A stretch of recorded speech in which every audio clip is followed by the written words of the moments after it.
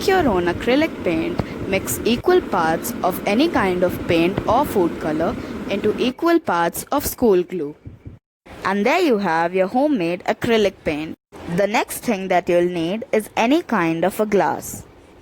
We are going to paint this glass with the acrylic paint that we made.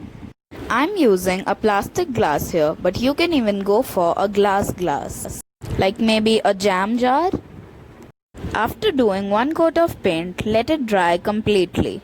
If it looks shiny, then it has not dried, but if it looks matte, then it has completely dried.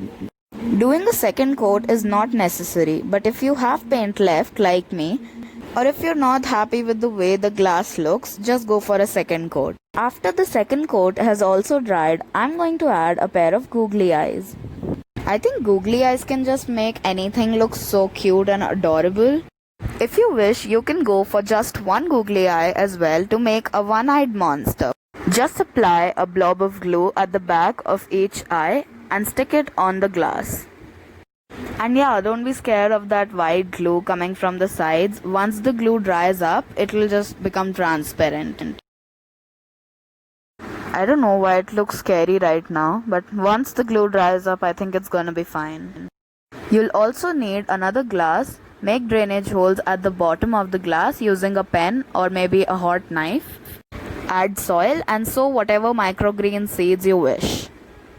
Now the reason that we added two glasses is because the first one is going to act as a decoration pot while the second one is going to have the plant in it. So whenever you water the plant, the extra water is going to get collected in this monster pot instead of spilling everywhere. It also makes the pot more sturdy. It took me about a week to grow this wheatgrass.